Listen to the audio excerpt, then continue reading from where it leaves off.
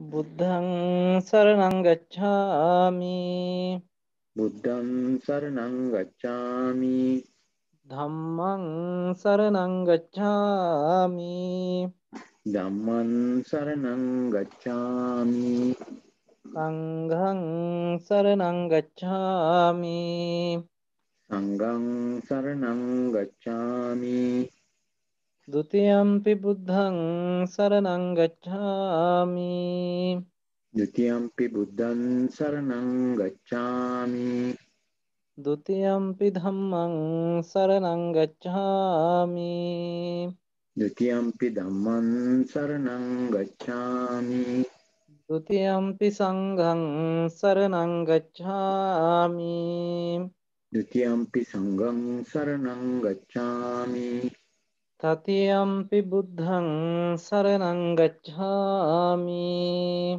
තතියම්පි බුද්ධං සරණං ගච්ඡාමි තතියම්පි ධම්මං සරණං ගච්ඡාමි තතියම්පි ධම්මං සරණං ගච්ඡාමි තතියම්පි සංඝං සරණං ගච්ඡාමි තතියම්පි සංඝං සරණං ගච්ඡාමි ආනාතිපාතා වේරමණී සික්ඛාපදං සමාදියාමි පාණාතිපාතා වේරමණී සික්ඛාපදං සමාදියාමි අදින්නාදානා වේරමණී සික්ඛාපදං සමාදියාමි අදින්නාදාන වේරමණී සික්ඛාපදං සමාදියාමි කාමේසු මිච්ඡාචාරා වේරමණී සික්ඛාපදං සමාදියාමි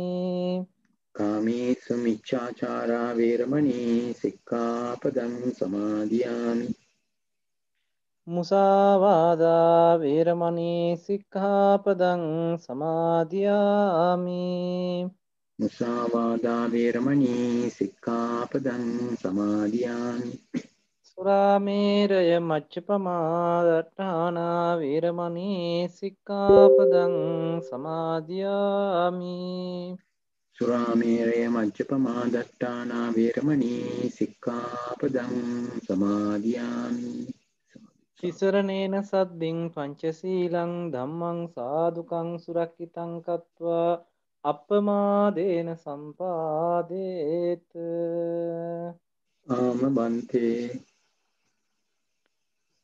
නමෝ තස් භගවතු වරහතු සම්මා සම්බුද්දස්ස නමෝ තස් භගවතු අරහතු සම්මා සම්බුද්දස්ස නමෝ තස් භගවතු අරහතු සම්මා සම්බුද්දස්ස සදා වන්දනීය පූජනීය මහා සංඝරත්නයන් අවසරයි ධර්මශ්‍රවණාබිලාසේ සැදැහැති පින්වත්නි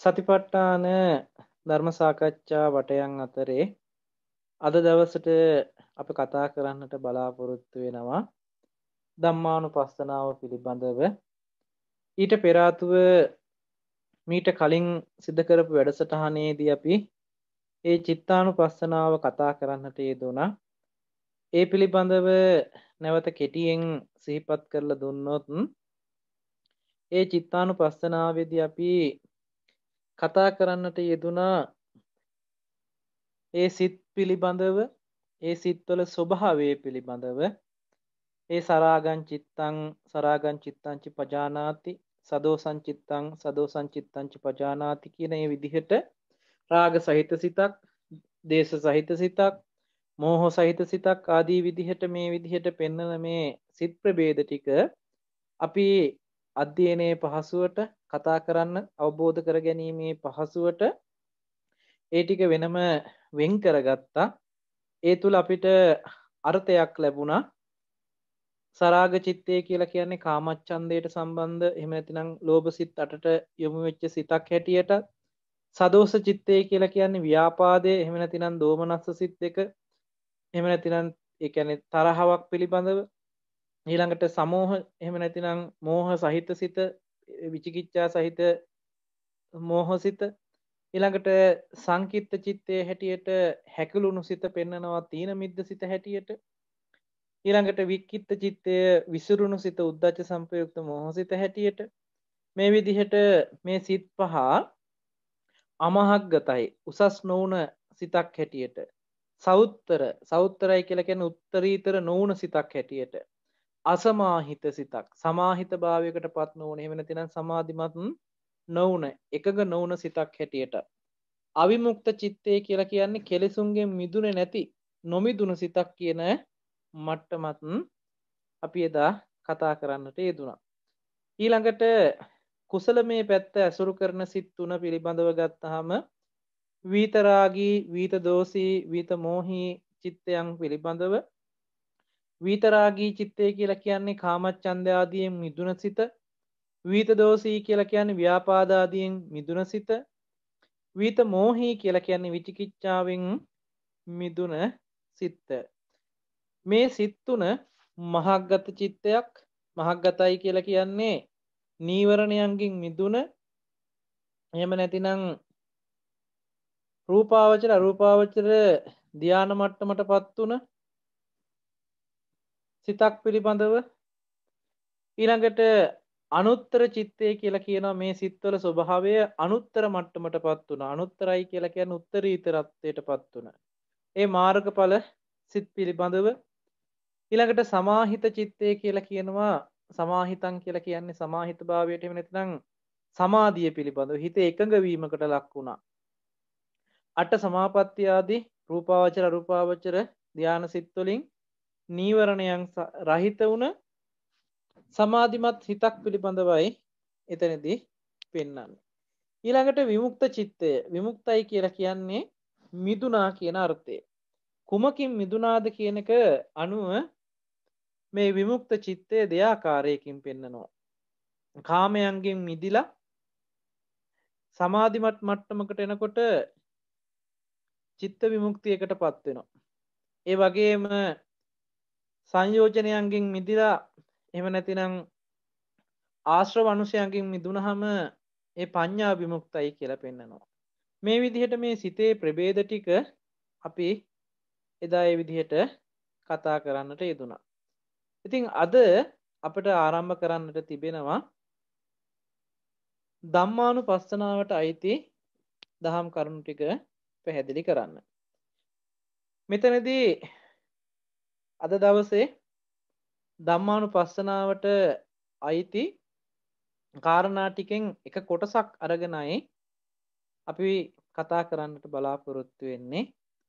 මේ ධම්මානුපස්සනාවට අයිති කොටස් පහක් තියෙනවා. නීවරණ පබ්බය, ස්කන්ධ පබ්බය, ආයතන පබ්බය, බොජ්ජංග පබ්බය, ඒ වගේම සච්ච පබ්බය කියලා.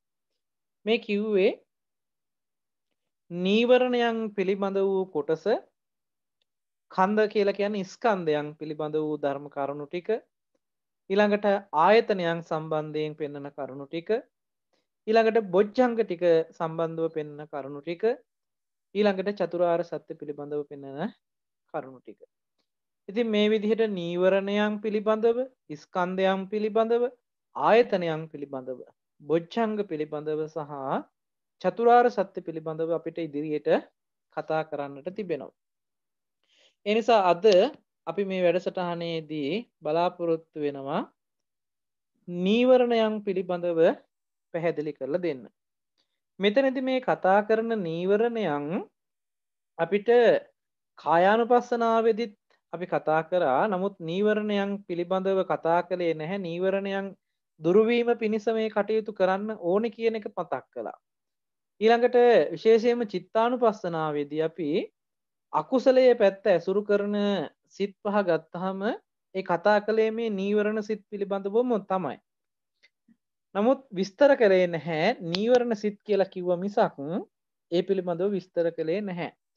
මම එදා මතක් කළා මේ නීවරණයන් පිළිබඳව ධම්මානුපස්සනාවේදී විස්තර කරලා පැහැදිලි කරලා දෙන්නම් කියලා.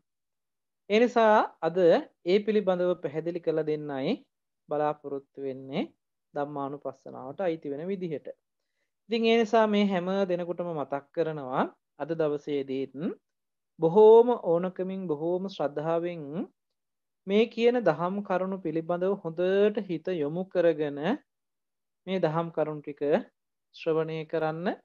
ඒ වගේම මෙහි බොහෝ වැදගත් කරුණු ටිකක් කතා වෙනවා. ඒ කාරණා ටික හොඳට මතකයේ තබා ගන්න. එහෙම නැතිනම් මේ දේශනාව නැවත භාවිතා කරන්න.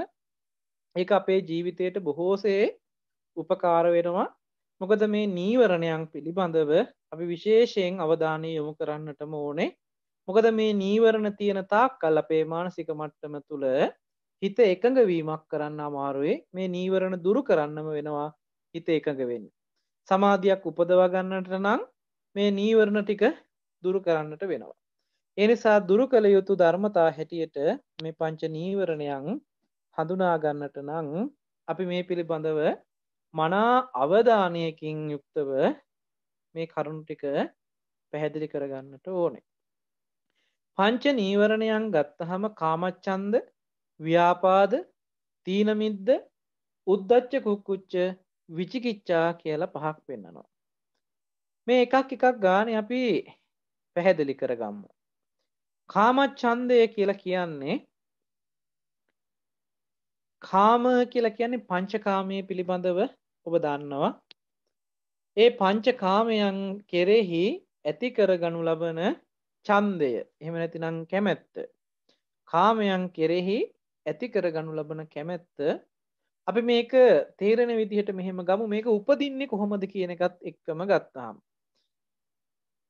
කාමච්ඡන්දේ උපදින්නේ අපිට පේන, ඇහෙන, දැනෙන, දැනගන්න මේ අරමුණු. එහෙම නැතිනම් ඇහෙන් රූප බලනකොට, කනෙන් ශබ්ද අහනකොට, නහයෙන් දිවෙන් ශරීරයෙන් ගන්ධයන් රසයන් ස්පර්ශයන් ලබනකොට, හිත කල්පනා කරනකොට මේ හැම අවස්ථාවකම අපිට නිමිති හම්බ වෙනවා. නිමිති කියලා කියන්නේ අපි අරමුණු කරන්න, අරමුණු කිරීම සඳහා සූදානම් කරගත්, එහෙම නැතිනම් සකස් වුණ ධර්මතාවලට කියනවා නිමිති කියලා. මෙන්න මේ නිමිති වල ස්වභාවයෙන්ම සුබ නිමිති තිබෙනවා, අසුබ නිමිති තියෙනවා. අපි ගත්තොත් මේ කෙස් ටික, ලොම් ටික, නිය ටික, දත් ටික සම කියලා මේ ශරීරයේ අපිට බැහැරට පේන්නේ, නිරූපණය වෙන්නේ මේ කෙස්, ලොම්, නිය, දත්, සම කියන කාරණා පහ විතරයි. මේ පහෙන් අපිට සුබ නිමිති විදිහට හම්බ වෙනවා. කෙස් ටික ලස්සනයි, හොඳයි කියලා හම්බ වෙනවා. ලොම් ටික, නිය ටික, දත් ටික, සම කියන මෙන්න මේ කාරණා ටික සුබ වශයෙන් අපිට නිමිති විදිහට තමයි අපි හිත ඇසුරු කරලා තියෙන්නේ. ඊළඟට මේ හැමෙන් ඇතුලේ තියෙන මස් ටික ගත්තහම, ලේ ටික ගත්තහම, සැරව ටික ගත්තහම, සෙම සොටු සැරව මල මුත්‍රා ආදී ටික ගත්තහම මේවත් සතර මහා ධාතුවෙන්ම හැදුන රූප තමයි. හැබැයි මේ තුල සුබ නිමිති හම්බ වෙන්නේ නැහැ. එතන ස්වභාවයෙන්ම අසුබ නිමිති උපදිනවා. කාමච්ඡන්දයක් ඇති වෙන්නෙම සුබ නිමිත්තක් අරඹය. අසුබ නිමිත්තක් අරඹය කාමච්ඡන්දේ උපදින්නේ නැහැමයි. ඒ නිසා කාමච්ඡන්දේ කැමැත්තෙන් ඇලෙන බව ඇති වෙනවා නම්, කැමැත්තෙන්ම එහෙම නැතිනම් ඒ කාමයේ උපදව ගන්නවා නම්, එතන ඇති වෙලා තියෙන්නේ ප්‍රධානම සාධකය වෙන්නේ සුබ නිමිත්ත. සුබ නිමිත්තක් ඇසුරු කරමින් ඒ සුබ නිමිත්ත කෙරෙහි අනුවණින් මෙනෙහි කරනවා නම්, මෙතනදී විශේෂයෙන්ම සඳහන් කරන්න ඕනේ අනුවණින් මෙනෙහි කරනවා කියන වචනේ. නුවණින් මෙනෙහි කරනවා නම්, ඒ කියන්නේ සුබ නිමිත්තක් දැක්කත් නුවණින් මෙනෙහි කරනවා නම් කාමච්ඡන්දය උපදින්නේ නැහැ. සුබ නිමිත්ත කෙරෙහි අනුවණිනුයි මෙනෙහි කරන්නේ. අනුවණින් මෙනෙහි කරනකොට නම් තවදුරටත් බහුල වශයෙන් මෙනෙහි කරනවා නම්, යම් මෙනෙහි කිරීමක් බහුලව මෙනෙහි කරනවා නම්, ඒ මෙනෙහි කිරීම නිසා බහුලව මෙනෙහි කරපු නිසා නූපං කාමච්ඡන්දයක් තියෙනවා නම් මේ කාමච්ඡන්දේ උපදිනවා. ඉපදිලා නැති කාමච්ඡන්දය උපදින්නත් හේතු වෙනවා. ඒ වගේම උපන්න කාමච්ඡන්දයක් තියෙනවා නම් මේ කාමච්ඡන්දය තව වැඩි වෙන්නත් හේතුවක් වෙනවා. ඒ නිසා උපන්න කාමච්ඡන්දය වැඩි වෙන්නත් නූපන් කාමච්ඡන්දේ උපදින්නත් හේතු වෙලා තියෙන්නේ අසුබ නිමිත්තක් අරඹයා අනුවණින් මෙනෙහි කරපු සහ ඒක බහුල වශයෙන් මෙනෙහි කරපු නිසාමයි. සුබ වශයෙන් ගත්ත නිමිත්ත. එහෙමනම් මේක දුරු කරන්න මොකක් කළ යුතුද?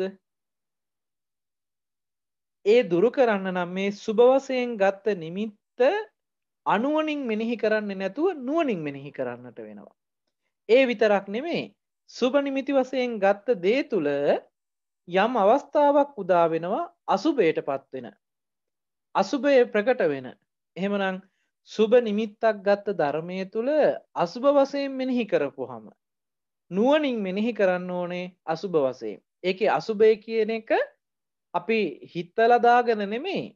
ඒ අසුබ ස්වභාවයෙන්ම අපිට ප්‍රකට වෙන විදිහට හොඳට බලන්න පුරුදු වෙන්නට ඕනේ. අපි උදාහරණයකට ගත්තොත් කෙස් ටික සුබ වශයෙන් හම්බ වුණ අපිට මේ කෙස් වල අසුබ වශයෙන් බලන්න නම් මේ ටික පීරන්නේ නැතුව එහෙම නැතිනම් මේ කෙස් වල ස්වභාවය කොච්චර දුගඳ පිළිකුල් ස්වභාවයෙන් යුක්තයිද කියන එක මේක නිතර නිතර සෝදන්න වෙනවා, පිරිසුදු කරන්න වෙනවා, තෙල් ගල්වන්න වෙනවා. ආදී මේ විදිහට මේ පෝෂණය කළේ නැතිනම් කෙස් වල ස්වභාවය අසුබ මට්ටමටපත් වෙනවා මිසක් සුබ මට්ටමටපත් වෙන්නේ නැහැ. මේ හැමත් එහෙමයි. මේ දත් ටිකත් එහෙමයි. මේ විදිහට මේ ශරීරයේ සුබ වශයෙන් හම්බ වුණා නම් යම් ආකාරයක නිමිත්තක් ඒ සුබ වශයෙන් ගත්ත දේ තුල තිබෙන අසුබය හොඳට ප්‍රකට වෙන විදිහට නුවණින් මෙනෙහි කරලා බලන්නට ඕනේ. බහුල වශයෙන් මෙනෙහි කරන්නට ඕනේ. එතකොට තමයි උපං කාමච්ඡන්දේ දුරු වෙන්නත් නූපං කාමච්ඡන්දේට උපදින්න තියෙන හේතුව නැති වෙන්න. මේ යෝනිසෝ මනසිකාරයකින් කටයුතු කිරීම වැදගත් වෙනවා. ඉතින් මෙන්න මේ කාමච්ඡන්දය දුරු කර ගැනීම පිණිස අපිට උපක්‍රමශීලීව කටයුතු කරන්න වෙන වැඩපිළිවෙලක් තිබෙනවා. මේ වැඩපිළිවෙල පෙන්නනවා කාරණා කීපයකින්. අසුබ නිමිත්ත දැනගෙන ඉන්නට ඕනේ. අපි දැන් සුබ වශයෙන් නිමිති හම්බ වෙන වෙලාවේදී හොඳට අපි අසුබ නිමිත්ත හොඳට හුරු කරලා තියෙන්නට ඕනේ. ඒ අසුබ නිමිත්ත හොඳට දැනගෙන තියෙනවා නම් ඒ කෙනාට ඒ සුබ වශයෙන් හම්බ වෙන නිමිත්ත අසුබ නිමිත්ත බවට ටක් ගාලා හරව ගන්න පුළුවන්කම තියෙන්න ඕනේ. ඒ වගේම තමයි අසුබ භාවනාවේ හොඳට ප්‍රකට වෙච්ච ප්‍රකට කරපු කෙනෙක් බවට එහෙම නැතිනම් භාවනානුයෝගී පුද්ගලයෙක් බවට පත් වෙන්නට ඕනේ. ඊළඟට ඇහැ කන නහය දිව ශරීරය කියන මේ පංච ඉන්ද්‍රියන් ටික හොඳට සංවර කරන පුද්ගලයෙක් බවට පත් වෙන්නට ඕනේ. ඇහැ කන නහය දිව ශරීරය කියන මේ පංච ඉන්ද්‍රියන් ටික ඉන්ද්‍රිය සංවරයකින් සංවර කළොත් සුබ වශයෙන් ගන්න නිමිති ගන්නේ නැතුව ඉන්ද්‍රිය සංවරයකට පත් වෙනවා. ඒ විතරක් නෙමෙයි භෝජනයේ පමණ දැන ගන්නටත් වෙනවා. ආහාරය ගන්නකොට ඕනවට වඩා ආහාරය ගත්තාම ඒ ආහාරයේ තියෙන ස්වභාවය අනුව අපේ හිතේ එහිට ලැබෙන එහෙම නැතිනම් ඊට නැඹුරු වෙන කැමැත්ත ආසාව තව තවත් වැඩි වෙන්නට ඕන. වැඩි වෙනවා. ඉතින් ඒ නිසා ප්‍රමාණාත්මකව ආහාර ගනිමින් කටයුතු කරන්නත් කියලා මෙතනදී මතක් කරනවා. ඊට පස්සේ තවත් කාරණයක් විදිහට ඉදිරිපත් කරනවා කල්යාණ මිත්‍රයන් නිතර ආශ්‍රය කරන්න කියලා. Tamanට යම් ආකාරයකින් කාමච්ඡන්දයක් උපදිනවා නම් ඒ කාමච්ඡන්දේ දුරු කර ගැනීම පිණිස කල්යාණ මිතුරන් ඇසුරු කරන්න කියලා කියන්නේ උපං කාමච්ඡන්දේ වැඩෙන විදිහේ කතා බහ කරන්නේ නැහැ කල්යාණ මිතුරන්. හැම වෙලේම දහම් කතාවක නිරත වෙනවා. ඒ දස කතා වලින් ආදී දහම් කතාවල නිරත වෙමින් ඒ කෙනා හැම වෙලේම අන් අයට උත්සාහවත් කරනවා හිත හදන වැඩ පිළිවෙලට. එහෙම නැතිනම් හිත ගැන ගවේෂණය කරන්නට. ඉතින් මේ විදිහට උපං කාමච්ඡන්දේ දුරු කර ගැනීම පිණිසත් නූපං කාමච්ඡන්දේ උපදින්නේ කොයි විදිහටද කියලා දැනගෙන ඒක නූපදීම පිණිස කටයුතු කරන්නත් මේ කාමච්ඡන්දයාගේ නැවත හට ගැනීම නොහැට ගැනීම පිණිස කටයුතු කිරීමත් තමයි ධම්මානුපස්සනාව වඩනවා කියන කාරණාව අයිති වෙන්නේ. මේ විදිහට යම් කෙනෙක් කටයුතු කරනවා නම් ඔහු නුවණින් මෙනෙහි කරමින් කටයුතු කරනවා නම් ඔහු ධම්මානුපස්සනාව වඩන්නෙක් බවට පත් වෙනවා. එතනදී ඒ ධම්මානුපස්සනාවට අයිති වෙන මේ කාමච්ඡන්දය පිළිබඳව මනා අවබෝධයක් ඇතුව ඒ මනා අවබෝධයකින් යුතුවම උපන්න කාමච්ඡන්දයක් තියෙනවා නම් ඒක දුරු වීම පිණිසත් නූපන් කාමච්ඡන්දයක් උපදින්නෙත් මෙන්න මේ විදිහටයි නේද කියලා හොඳට නුවණක් ඇතුව ඒ පිළිබඳව නුවණින් මෙනෙහි කරමින්ම නූපන් කාමච්ඡන්දේ නූපදින විදිහට ඒට ඇති හේතු ටික දුරු කරමින් කටයුතු කරාම තමයි කාමච්ඡන්ද නීවරණය දුරු කරගන්න පුළුවන්කම තියෙන්නේ. ඉතින් ඊළඟට ව්‍යාපාදයේ පිළිබඳවත් මතක් කරනවා ඔබට. ව්‍යාපාදයේ උපදින අයුරු ඒ උපදින්නේ කොයි ආකාරයෙන්ද කියන එක පිළිබඳව අපි විමසලා බැලුවාම යම් පටිඝ නිමිත්තක් තියෙනවා. පටිඝය කියලා කියන්නේ ගැටෙන බව. යම් සමහර වෙලාවට අපි අරමුණු වල අසතුටෙන් ගැටෙන බවක් තියෙනවා නම් ඒ අසතුටෙන් ඒ අරමුණේ ගැටෙන බව තියෙනවා නම් ඒ ගැටීමත් එක්ක අනුවණින් මෙනෙහි කිරීමකුත් කරනවා නම් යම් පටිඝ නිමිත්තක් තියෙන්නත් ඕනේ. ඒ පටිඝ නිමිත්ත ආරම්භය අනුවණකින් මෙනෙහි කරන්නත් ඕනේ.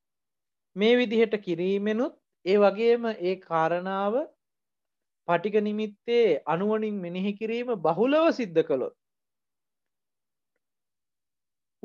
නූපං වේදනාව උපදින්නත් නූපං ව්‍යාපාදයේ උපදින්නත් උපං ව්‍යාපාදය වැඩෙන්නත් හේතු වෙනවා කියලා පෙන්නනවා.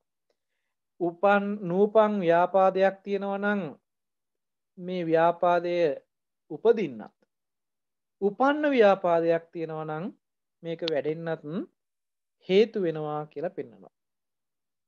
එතකොට මේ ව්‍යාපාදය කියන අවස්ථාව හැම වෙලේම හටගන්නේ පටිඝ නිමිත්තක් අරඹය. නිමිත්තක් කියන එක මේ ඔබට පටිඝ නිමිත්ත කියන එක මම ටිකක් පැහැදිලි කරලා දෙන්නම්. අපේ හිතේ යමක් නුරුස්සන ගතියක් තියෙනවා නම් අසතුටු බවකින් අපි යමක් එක්ක ගනුදෙනු කරපු බවක් තියෙනවා නම් ඒ අරමුණ ඒ නිමිත්ත අපිට සිහි වෙනකොටම අපේ හිතේ කේන්තියක් ඇවිල්ලා. එහෙම නැතිනම් තරහක් උපදිනවා. දේශ සහගත ස්වභාවයක් උපදිනවා. අපි යම් අකමැති දෙයක් අපිට සිහි වෙනකොට එහෙම නැතිනම් අකමැති දෙයක් අපිට දකිනකොට එහෙම නැතිනම් අපේ හිතේ අසතුට ගෙන දෙන දෙයක් අපිට ඇසුරු කරන්න ලැබෙනකොට ඒ උපදින්නේ පටිඝ නිමිත්තක්මයි. ඒ පටිඝ නිමිත්ත ආරම්භයා අනුවණෙන් කල්පනා කළොත් අනුවණින් මෙනෙහි කළොත් ඒ මෙනෙහි කිරීම නිසාමයි නූපං ව්‍යාපාදයේ උපදින්නෙත් උපං ව්‍යාපාදයේ වැඩෙන්නේ. එහෙමනම් මේ ව්‍යාපාදයේ දුරු කර ගැනීම පිණිස මූලික වශයෙන් කළ යුතු වෙන්නේ මෛත්‍රී නිමිත්තක් ඇති කර ගන්නට ඕනේ. ඒකයි ව්‍යාපාදය එහෙම නැතිනම් ද්වේෂය දුරු කරන්න මෛත්‍රී භාවනාව කරන්න කියලා එහෙම නැතිනම් මෛත්‍රිය පතුරවන්න කියලා අපිට පැහැදිලි කරන්න. යම් කෙනෙක් මෛත්‍රී නිමිත්තක් ඇතුව නුවණින් මෙනෙහි කරනවා නම් යමක් කෙරෙහි මෛත්‍රී භවකින් යුක්තව මෛත්‍රිය කියලා කියන්නේ මිත්‍රත්වය, මිතුරු භව, මැදහත් භව. මෙන්න මේ මැදහත් භවෙන් යුක්තව එහෙම නැතිනම් ගැටීමෙන් තොරව මානසික මට්ටමින් නුවණින් මෙනෙහි කරනවා නම් බහුලව මෙනෙහි කරනවා නම් උපන්න ව්‍යාපාදයක් තියෙනවා නම් ඒක දුරු වෙන්නත් ඒ වගේම නූපන් ව්‍යාපාදයක් තියෙනවා නම් ඒක නූපදීම පිණිසත් උපකාර වෙනවා. ඊළඟට මේක දුරු කරන්න අපිට තව අතිරේක වශයෙන් කළ යුතු වෑයම් කළ යුතු ක්‍රමවේදයක් අපිට ඉදිරිපත් කරනවා. ඒ තමයි මෛත්‍රී නිමිත්ත හොඳට ඉගෙන ගන්නට ඕනේ. මෛත්‍රී නිමිත්ත කියලා කියන්නේ අපිට සාමාන්‍යයෙන් තේරෙන විදිහට කිව්වොත් අපිට ලද දෙයින් සතුටු වෙන්න පුළුවන් මානසික මට්ටම තිබෙනවා නම් අපේ හිතේ අසතුටු වෙන්න තියෙන හේතුව අඩු කරගන්න පුළුවන්කම තිබෙනවා. යමක් අපිට ලද දෙයින් සතුටු වෙනවා කියන මානසික මට්ටම තියෙනවා නම් ඒ ලැබෙන දේ අනුරමයා ගැටීමක් ඇති කරගන්නට අවශ්‍ය වෙන්නෙම නැහැ. අපිට පේන දේ ආරම්භය වෙන්න පුළුවන්, ඇහෙන දේ ආරම්භය වෙන්න පුළුවන්, ගඳ සුවඳ රස ස්පර්ශ ආදී මේ ඕනෑම ධර්මතාවයක් ආරම්භය, ඕනෑම ක්‍රියාකාරකමක් ආරම්භය. ඒ ලැබුණ දේ ඒ විදිහට පිළි අරගන්නත්, ඒ ලැබුණ දේෙන් සතුටු වෙන්නත් පුළුවන්කම තියෙනවා නම් අපි ගැටෙනවා කියන කාරණාවකින් මිදෙන්න පුළුවන්කම තිබෙනවා. ඊළඟට මෛත්‍රී භාවනාව හොඳට පුරුදු කරන්න වඩන්න කියලා පැහැදිලි කරනවා. ඊළඟට යම් කෙනෙක් කෙරෙහි අපිට තරහක් උපදිනවා නම් පුද්ගල වශයෙන්ම ඒ කෙනා අපිට හෝ අන් අයට හෝ කරපු හොඳ ක්‍රියාවන් ටික තියෙනවා නම් ඒ කෙනා කෙරෙහි අපිට තරහක් ඇති වෙනවා නම් උදාහරණයකට ගත්තොත් තමන්ගේ හිතවත් කෙනෙක් කෙරෙහි හෝ තමන්ට පටිඝ නිමිත්තක් ඇති වෙලා තරහක් උපදිනවා නම් ද්වේෂය උපදිනවා නම් ඒ කෙනා කරපු හොඳ ක්‍රියාවන් ටික හොඳට සිහිපත් කරගන්න කියලා පෙන්නනවා. එයා මේ දේවල් හොඳ දේවල් මෙහෙම එකම එක දෙයක් හරි හොඳ දෙයක් කරලා තියෙනවා නම් ඒ දේ හරි හොඳට සිහිපත් කරලා එයා නරක කෙනෙක් නෙමෙයි හොඳ කෙනෙක් කියන තැනකින් ඒ හොඳ දකින්න කියලා පෙන්නනවා. ඊට පස්සේ මේ ව්‍යාපාදයේ තියෙන ආදීනවේ මොකද ව්‍යාපාදයේ නිසා තරහව කියන පටිඝය කියන අවස්ථාව මුල් කරගෙන යම් කෙනෙක් මිය ගියොත් ඒ කෙනා අනිවාර්යයෙන්ම අපායගාමී ජීවිතයකටම පත් වෙනවා මිසක සුගතියකට යන්න පුළුවන්කමක් ලැබෙන්නේ නැහැ. අනිවාර්යයෙන්ම අපායගාමී වෙනවා. ද්වේෂයෙන් මැරුණොත් අනිවාර්යෙන් අපායට යනවා. ඒ නිසා මේකේ ආදීනවේ පෙන්නමින් ඒ පිළිබඳව නිතර සිහි කරමින් මේ දේශය එහෙම නැතිනම් මේ ව්‍යාපාදය දුරු වෙන විදිහට සිහිපත් කරන්නට කියලා පෙන්නනවා. ඒ වගේම පෙන්නනවා කල්යාණ මිත්‍රයන්ගේ ඇසුරකට පත් වෙන්න කියලා. උපන්න ද්වේෂය වැඩි වෙන විදිහේ කතාබස් වල නිරත වෙන්නේ නැහැ කල්යාණ මිත්‍රයා. අපිට යම් ආකාරයක හිත තමනාපකමක් තියෙනවා නම් කල්යාණ මිත්‍රයා කොයිම වෙලාවකවත් ඔය කෙනාට බනින්න, ගහන්න, මරන්න කියලා ආදී අර ඉපදිලා තියෙන ව්‍යාපාදය වැඩි වෙන විදිහට අවවාද අනුශාසනා කරන්නේ නැහැ. ඉවසන්න පුරුදු කරනවා. ඒ වගේම එයින් මිදෙන්න උදව් කරනවා. හිත හදාගන්න විදිහේ වැඩපිළිවෙල පැහැදිලි කරලා දෙනවා. ඒ නිසා කල්යාණ මිත්‍ර ආශ්‍රයක් ඇති කරගන්න කියලා පෙන්නනවා. ඒ විදිහට ව්‍යාපාදය එහෙම නැතිනම් පටිඝ නිමිත්තෙන් මිදෙන්න කියලා පෙන්නනවා. මේ විදිහට ව්‍යාපාදයේ දුරු වීම පිණිසත් උපන්න ව්‍යාපාදයේ දුරු වීම පිණිසත් නූපන් ව්‍යාපාදයට උපදින්න තියෙන හේතුව නැතිවීම පිණිසත් නුවණින් මෙනෙහි කරනවා නම් යෝනිසෝ මනසිකාරයකින් යුක්ත වෙනවා නම් අන්න ඒ කෙනා ධම්මානුපස්සනාව වඩන කෙනෙක් හැටියට පෙන්නනවා. ඒ නිසා එතනදිත් අපිට ධම්මානුපස්සනාවට අයිති ආකාරය මොකක්ද කියලා පැහැදිලි කරගන්න වෙනවා. ඊළඟට තියෙනවා තීන මිද්දේ පිළිබඳව කතා කරන්න. මෙතනදී තීන මිද්දේ කියලා කිව්වහම තීන සහ මිද්ද කියලා චෛතසික ධර්ම දෙකක් පිළිබඳවයි කතා කරන්නේ. තීනය සහ මිද්දය කියලා කිව්වහම මේ දෙකම එකට ගත්තාම මේ දෙකේම අර්ථය තමයි කුසලයේ නොඇලීම. එහෙම නැතිනම් කියන්නේ කුසලයට කැමති නැතිකම. එහෙම නැතිනම් අලස බව කියලා මේ විදිහට අපිට පෙන්වන්න පුළුවන්. හිතේ හැකුළුණු බවක් තියෙනවා නම් මෙන්න මේ ටිකට තීන මිද්දේ කියලා පෙන්නනවා.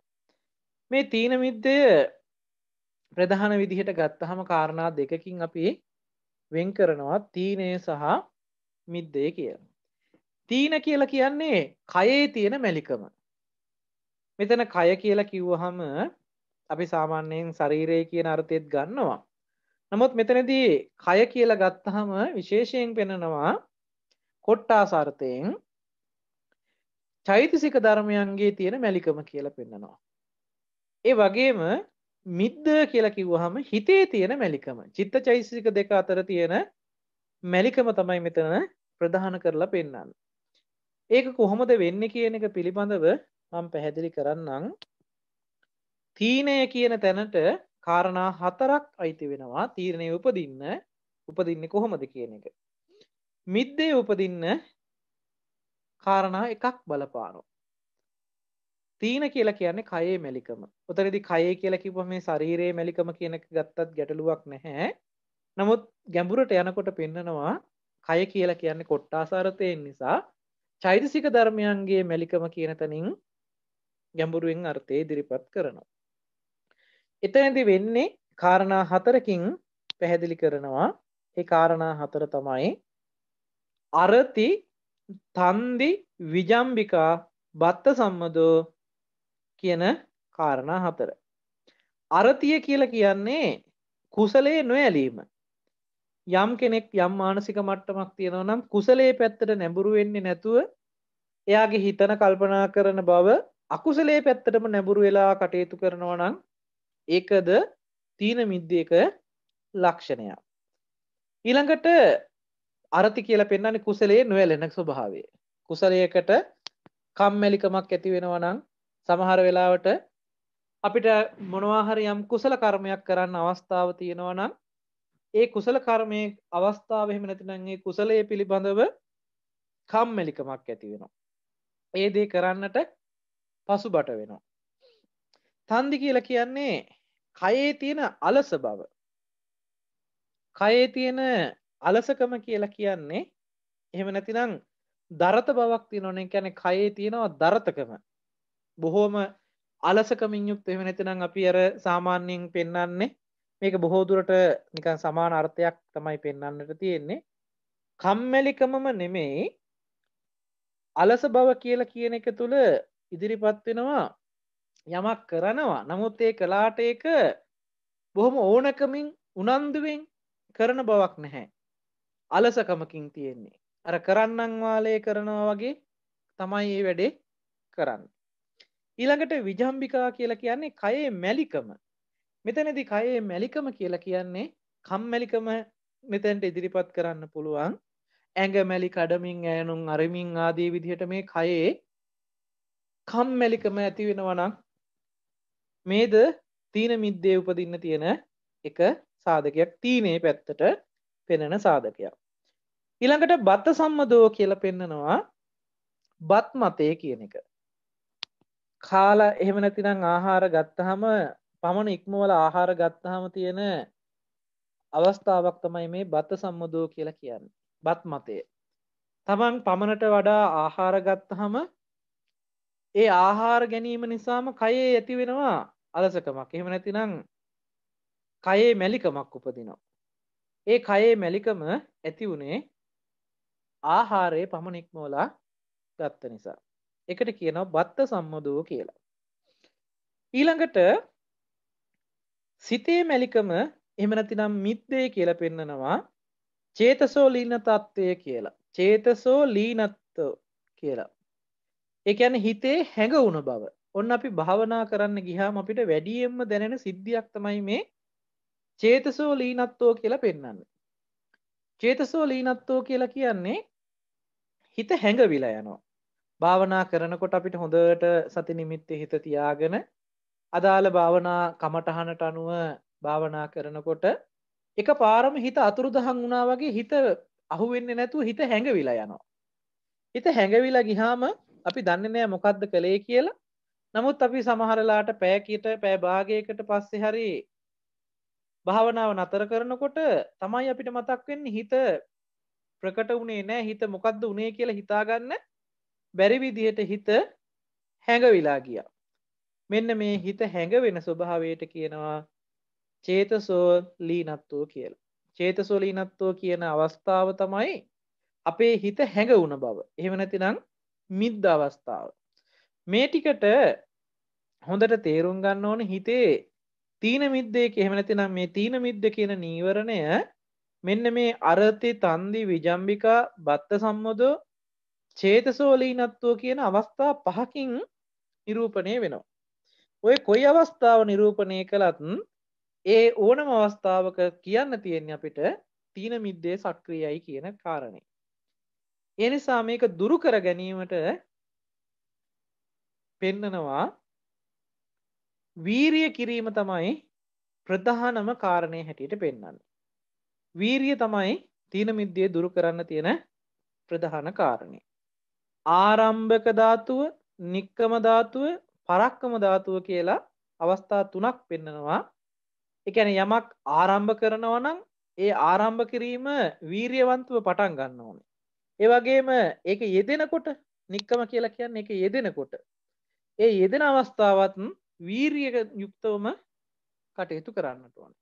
අවසානයේ දක්වාම ඒ වීරිය පවත්වා ගන්නට ඕනේ. ඉතින් මේ විදිහට වීරියවන්තකමින් තමයි මේ තීන මිද්දය දුරු කරන්න තියෙන්නේ. තවත් උපක්‍රමශීලීව කටයුතු කළ යුතු කාරණා කීපයක් තියෙනවා. ඒ කාරණා ටිකත් මම මතක් කරන්නම්.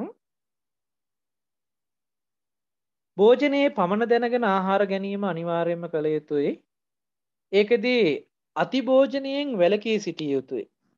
අතිභෝජනය කියලා කියන්නේ Tamanට ගන්න පුළුවන් ප්‍රමාණය ඉක්මවල ආහාර ගන්නවා නම් එයින් වැළකීලා සිටිය යුතුමයි. සාමාන්‍යයෙන් පෙන්වන්නේ තව ආහාර ගන්න ඉඩ තිබුණත් ආහාර ගැනීම නතර කරලා ඒ ඉඩට වතුර බොන්න කියන එක මතක් කරනවා.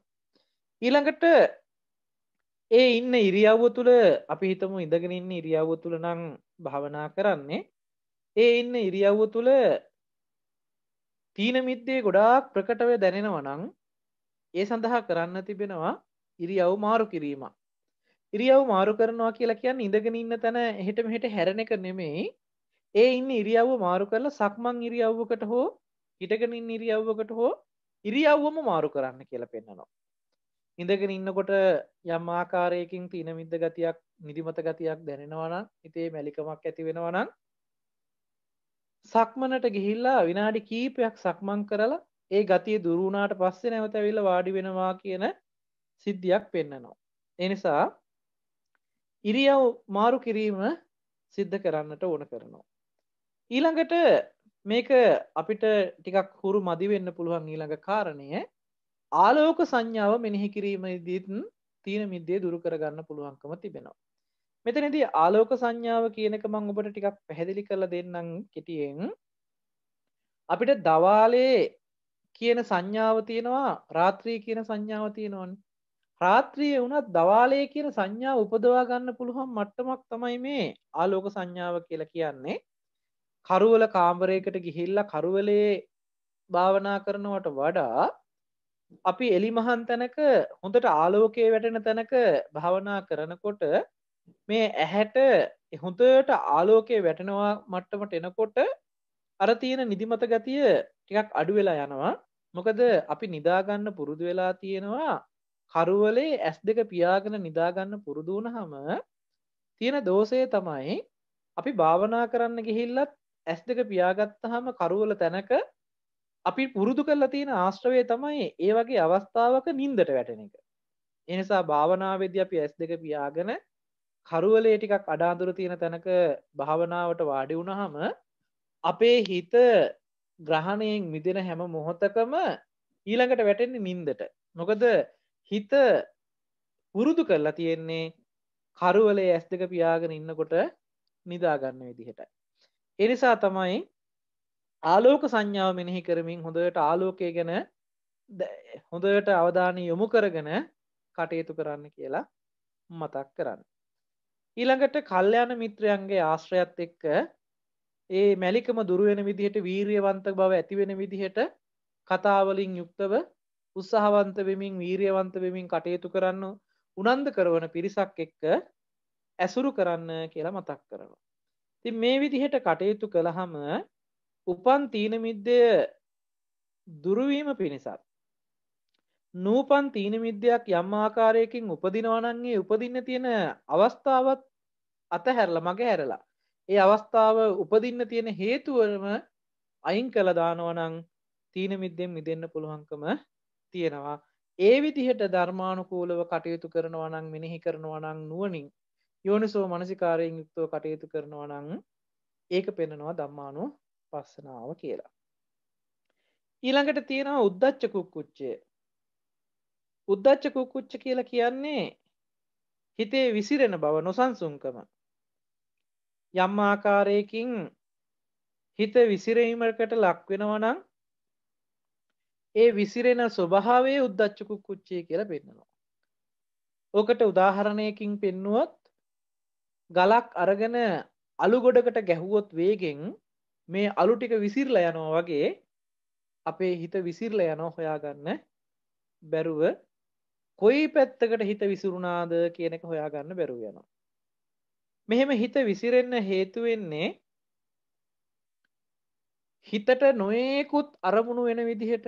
ඒ කියන්නේ අරමුණු බහූල සිහිපත් කළොත් හරි ඒ දේවල් බැලුවොත් හරි එහෙම නැතිනම් අපි නිකන් උදාහරණයකට කිව්වොත් විශාල අරමුණු වශයෙන් ගන්න පුළුවන් දේවල් අපි බලනවා නම් අපි උදාහරණයකට ගත්තොත් රූපවාහිනියේ වැඩසටහනක් ගත්තොත් ඒ වැඩසටහන තුල විවිධ දේවල් වලට හිත වේගෙන් මාරු වෙනවා. එහෙම නැතිනම් පත්තරයක් ගත්තාම පත්තරේ එක පිටුවක් ගත්තාම මේ පිටුව තුල විවිධ විදිහේ මාතෘකා වලින් යුක්ත ඒ පණිවිඩ ටික තියෙනවා ඒ පුවත්පතේ.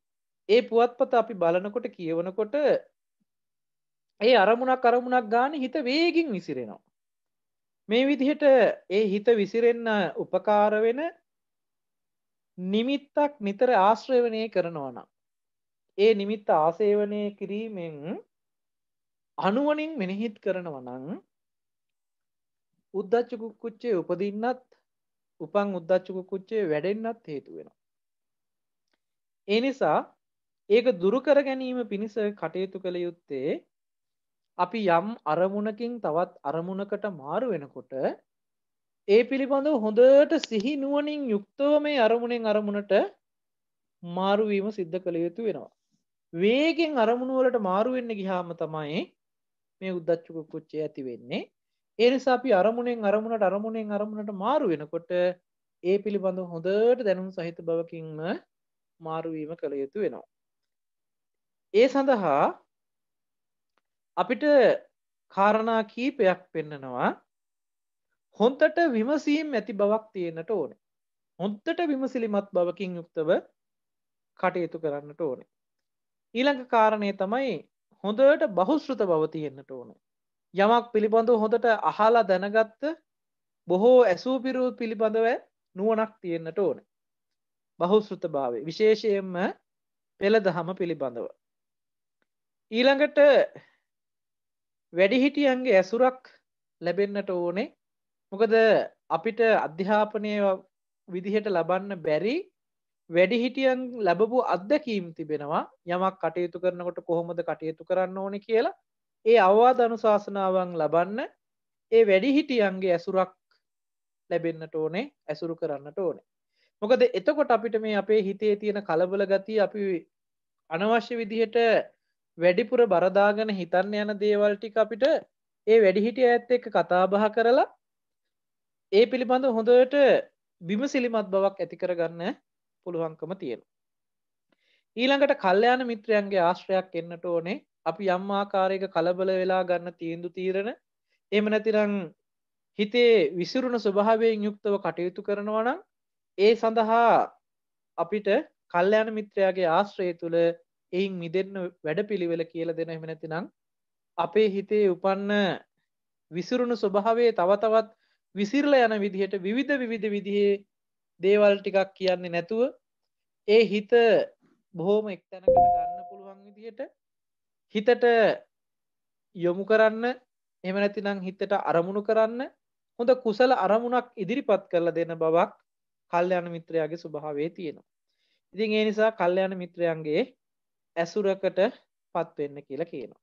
මේ විදිහට කටයුතු කරනකොට උපන්න උද්දච්ච කුක්කුච්චේ දුරු වෙන්නත් නූපන් උද්දච්ච කුක්කුච්චේ ඉපදෙන්නේ මෙන්න මේ හේතුව නිසා කියලා හේතුව දැනගෙන ඒ හේතුවම අයින් කරලා උද්දච්ච කුක්කුච්චේ නූපදින තැනටම කටයුතු කරන්නත් යෝනිසෝ මනසිකාරයකින් නැවත මේ පිළිබඳව මෙනෙහි කරනවා නම් අන්නේ මෙනෙහි කිරීම ධම්මානුපස්සනාව වඩන කෙනා කියලා මතක් කරනවා.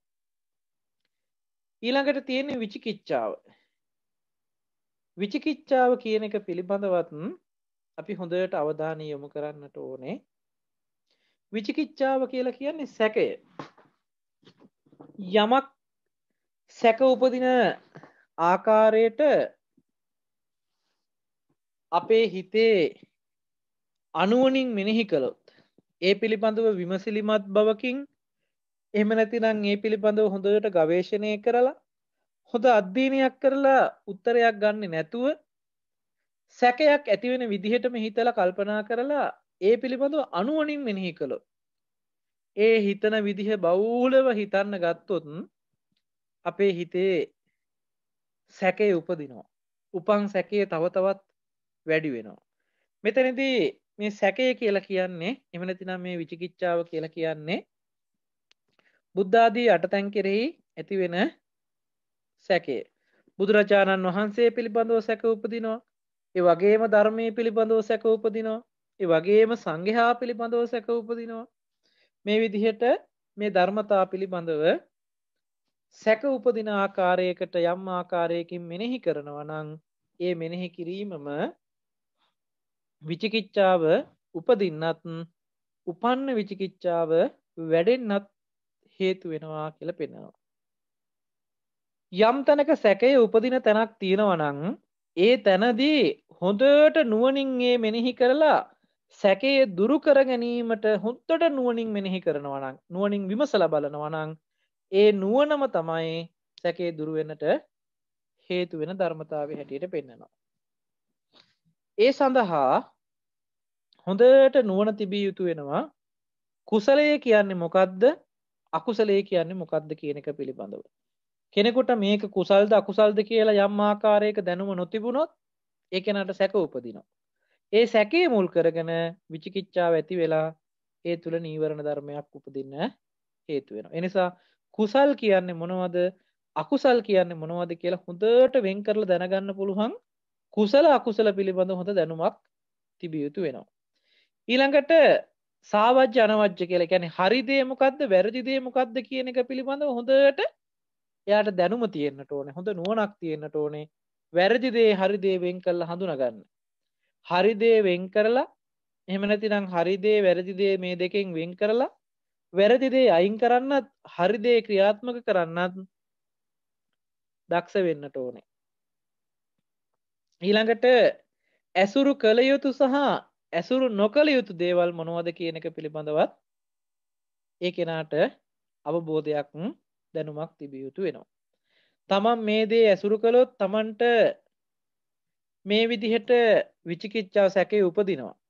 මේ දේ ඇසුරු කළොත් තමන්ට සැකේ නැති වෙනවා කියලා මේ විදිහට ඇසුරු කළ යුතු සහ ඇසුරු නොකළ යුතු ධර්මය මොනවද කියන එක පිළිබඳව හොඳ දැනුමක් අවබෝධයක් තියෙන්නට ඕනේ. මේ විදිහට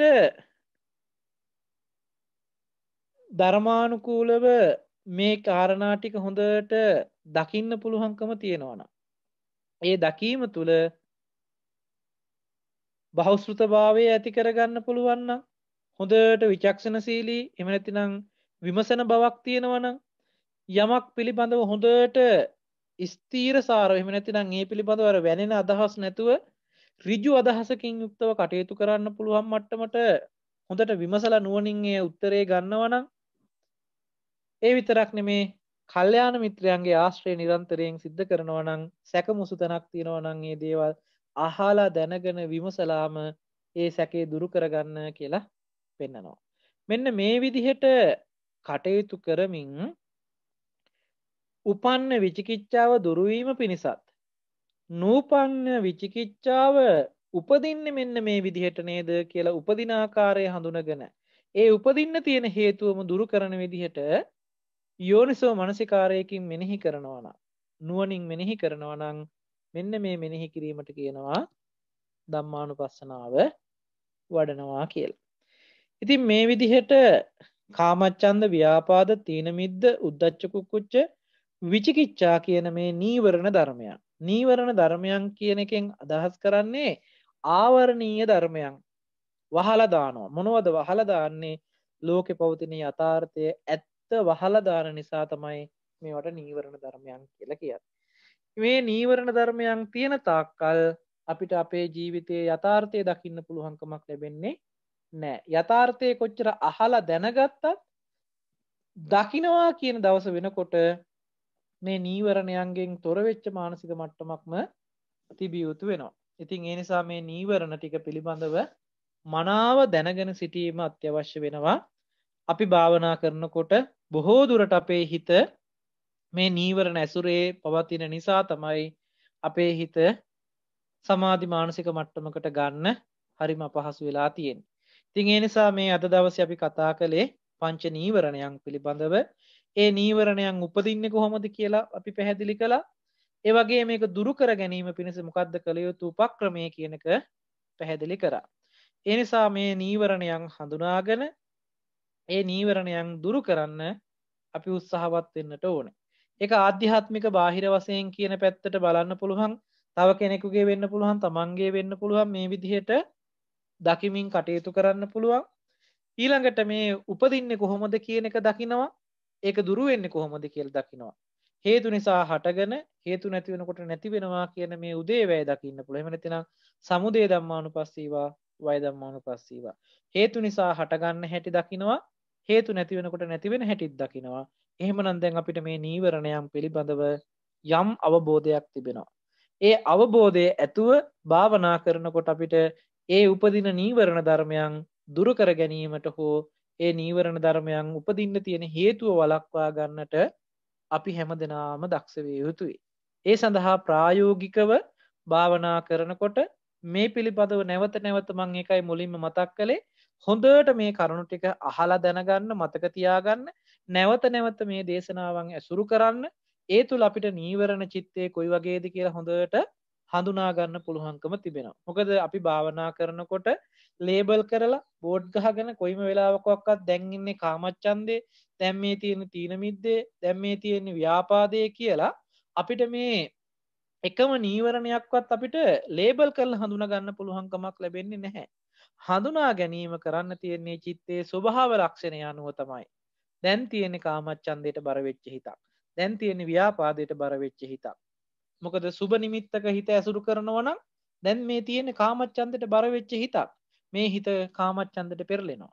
අසුබ එහෙම නැතිනම් පටිඝ නිමිත්තක දැන් හිත ඇසුරු කරනවා නම් මේ ඇසුරු කරලා තියෙන්නේ ව්‍යාපාදයේ උපදවන්න තියෙන ව්‍යාපාද නීවරණයේ උපද්දවන්න තියෙන චිත්තයක් තමයි මේ ඇසුරු කරලා තියෙන්නේ. මේ විදිහට ඒ කාමච්ඡන්ද ව්‍යාපාද තීන මිද්ද කියලා ගත්තාම කයේ මැලිකම වෙන්න පුළුවන්, හිතේ මැලිකම වෙන්න පුළුවන්. ඒ කියන්නේ කුසලයට තියෙන කම්මැලිකම වෙන්න පුළුවන්. එහෙම නැතිනම් කයේ තියෙන දරත බව වෙන්න පුළුවන්, කම්මැලිකම වෙන්න පුළුවන්. එහෙම නැතිනම් බත් මතේ කාලා අගත් ආහාරය වැඩි වෙලා වෙන්න පුළුවන්. එහෙම නැතිනම් හිත හැඟවිලා ගිහින් වෙන්න පුළුවන්. මේ ආකාරයකින් මේ හිතේ හෝ ගතේ වෙන සිදුවීම් ටිකක් තියෙනවා නම් ඒ සිදුවීම් ටික නිසා ඊළඟටපත් වෙන්න තියෙන්නේ තීන මිද්ද කියන නීවරණයටයි පත් වෙන්නේ කියලා හඳුනා ගන්න වෙනවා. ඊළඟට හිත විසිරෙන ස්වභාවයෙන් විසිරෙන කාරණාවකට හේතු වෙන අරමුණු නම් සිහි කර හිතේ ඔහේ විසිරි නම් ඉන්නේ.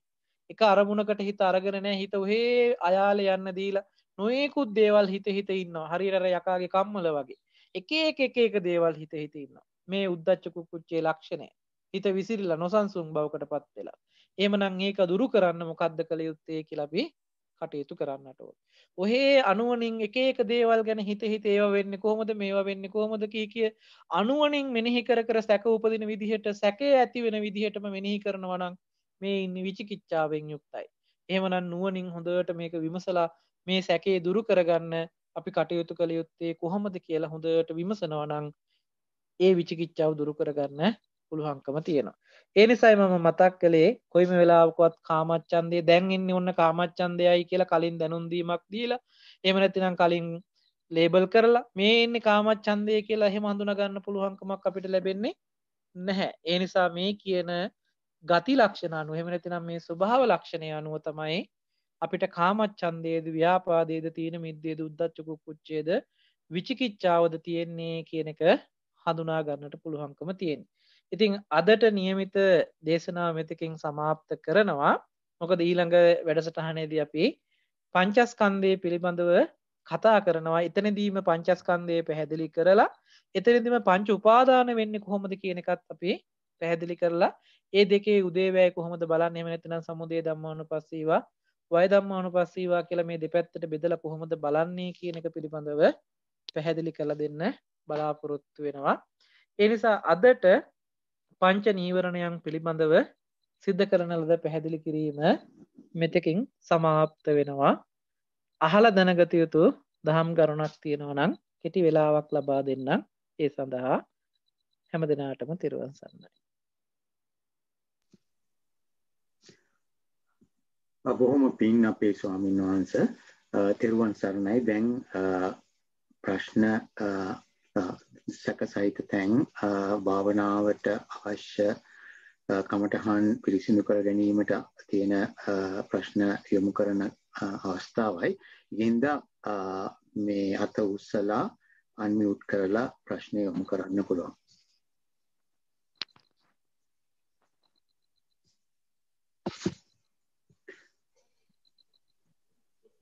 හොඳයි කාලිංග මහත්තයා ප්‍රශ්නය යොමු කරන්න.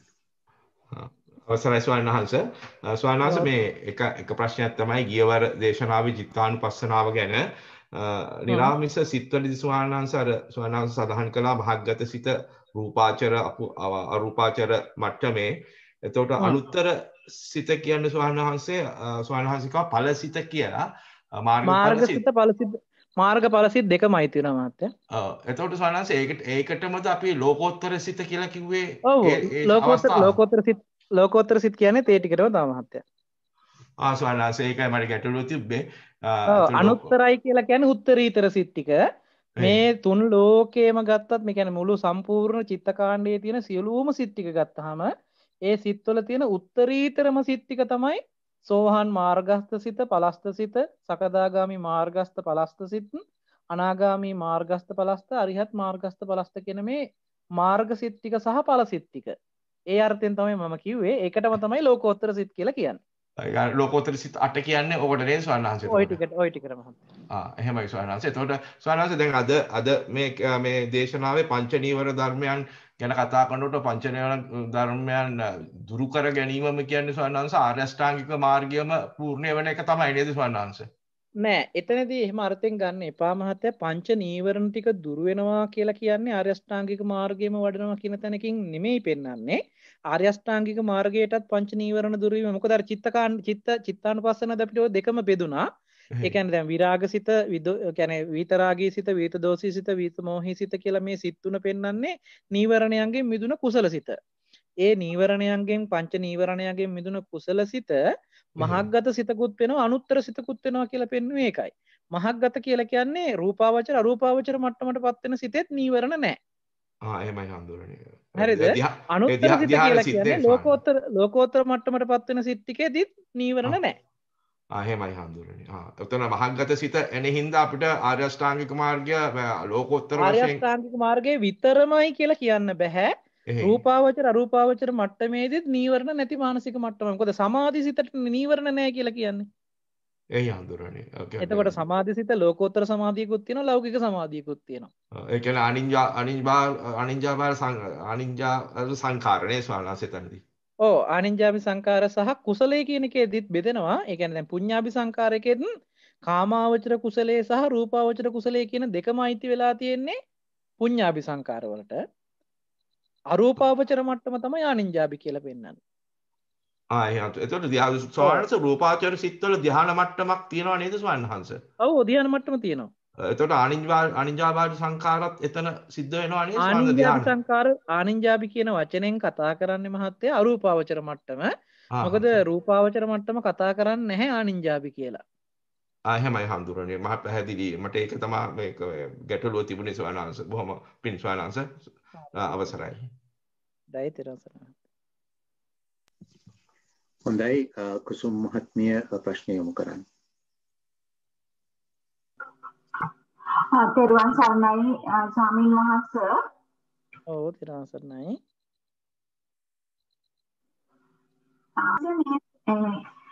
ස්වාමීන් වහන්සේ කියලා දුන්න විදිහට උපන් කාමච්ඡන්දය නූපදීමටත් ඊළඟට උපන් කාමච්ඡන්දය ප්‍රහාණයටත් කියන කරුණු දෙකට අමතරව තවත් කරුණු තුනක් ගැන එතන ඒ සූත්‍රයේ සඳහන් වීමක් ගැන මම තේරුම් ගත්තා. එතනදී මට චුට්ටක් ඒ ටික කියලා දෙන්න පුළුවන්ද ස්වාමීන් වහන්සේ?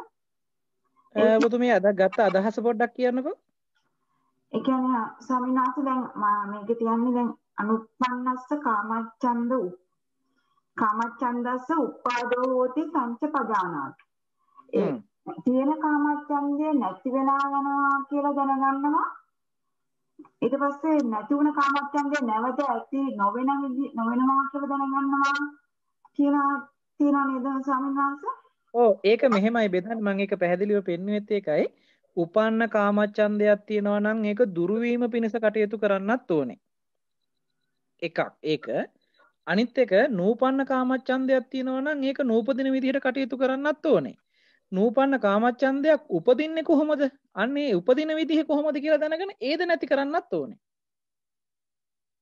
කියලා ප්‍රභේද තුනකට බෙදෙනවා මේක. ඒක තමයි හම්බෙන්නේ. ඒ තුන්වෙනි එක පොඩ්ඩක් පැහැදිලි කරන්න පුළුවන්ද? ඒකදී මම කාරණා තුනම පැහැදිලි කරන්නම්. දැන් මේ වෙනකොට නීවරණේ ඉපදිලා කියන්නකෝ. කාමච්ඡන්දය, ව්‍යාපාද, තීන මිද්ද, උද්ධච්ච, කුච්ච, විචිකිච්ඡා කියන නීවරණ පහෙන් එකක් මේ වෙනකොට ඉපදිලා. ඒ ඉපදිච්ච නීවරණේ දුරු කරන්න වෑයම් කරන්නත් ඕනේ. ඒක පළවෙනි කාරණේ. ඊළඟට දෙවෙනි කාරණේ තියෙනවා නූපන්න කාමච්ඡන්දයක් උපදිනවා සමහර වෙලාවට ඒ උපදින එක නූපදින විදිහට කටයුතු කරන්නත් ඕනේ. ඒ කියන්නේ උපදින්න දෙන්නෙම නැතුව රඳවා ගන්නවා කියන සිද්ධියක් තියෙනවා. හැබැයි එහෙම තියාගෙන හිටියට නූපදින ඒ කියන්නේ නූපං කාමච්ඡන්දය උපදින්නේ නැති වෙන විදිහට අල්ලගෙන වීරියකින් ඉන්නවා කියන සිද්ධියෙන් කියන්නේ නැහැ නූපන්න කාමච්ඡන්දේ නූපදින විදිහට කටයුතු කරා කියලා. ඒ කියන්නේ ඒක ආයේ කවදාකවත් උපදින්නේ නැහැ කියන තැනකින් ස්ථිරව කියන්න බෑ ආයෙ උපදින්න පුළුවන්. නූපන්න කාමච්ඡන්දයක් ඒ කියන්නේ උපන්න කාමච්ඡන්දේ දුරු වීම පිණිස කටයුතු කරන එක සිද්ධියක්. නූපන්න කාමච්ඡන්දේ උපදින්න දෙන්නේ නැතුව කටයුතු කරන එක සිද්ධියක්. ඊළඟට තුන්වෙනි සිද්ධියේදී කරන්නේ නූපන්න කාමච්ඡන්දේ උපදින්නේ මෙන්න මෙහෙමයි නේද කියලා දැනගෙන ඒක උපදින්න තියෙන හේතුවම නැති කරලා ඒ නීවරණය නැති කරලම දානවා. කියන සිද්ධි තුනකට පෙන්නනවා. ඒකද ස්වාමීන් වහන්සේ පහිනස්ස කාමච්ඡන්දස්ස ආයතින් අනුපාදෝ හෝති. අනුපාදෝ හෝති කියලා කියන්නේ නැවත හට නොගන්න මට්ටම. ප්‍රහාණය වෙච්ච එකක් ආයතින්. ඔව් ඒ ටික අයිති වෙන්නේ මාර්ගඵල සිත් වලින් තමයි ඒ ටික කරන්න තියෙන්නේ. දැන් හිතන්නකෝ විචිකිච්ඡාව කියන නීවරණය ගත්තාම විචිකිච්ඡාව කියන නීවරණය උපන්න නීවරණයේ දුරු වීම පිණිසක්. එහෙමයි. උපන්න නීවරණයේ දුරු වීම පිණිස කටයුතු කරන්න වෙනවා මුලදී. ඊට පස්සේ නූපන්න නීවරණයේ උපදින්නේ නැති විදිහට කටයුතු කරන්නත් වෙනවා ඊට පස්සේ. ඊට පස්සේ නූපන්න නීවරණය උපදින්නේ කොහොමද කියන එක දැනගෙන ඒ උපදින්න තියෙන හේතුවම නැති කරවට පස්සේ ආයෙ නැවත උපදින්නේම නැහැ. සෝහන් ඵලයටපත් වුණාට පස්සේ නැවත සක්කාය දිට්ඨි විචිකිච්ඡා සීලබ්බත පරාමාස උපදින්නේ නැහැනේ. එතකොට විචිකිච්ඡාව කියලා කියන්නේ ආයෙ මේ විචිකිච්ඡා නීවරණය උපදින්නෙම නැහැ. අනුප්පන්න භාවයටමපත් වුණා. එහෙමයි. ඒ විදිහට ලෝකෝත්තර සිත්තිකෙන් පෙන්නනවා අනුප්පන්න බව.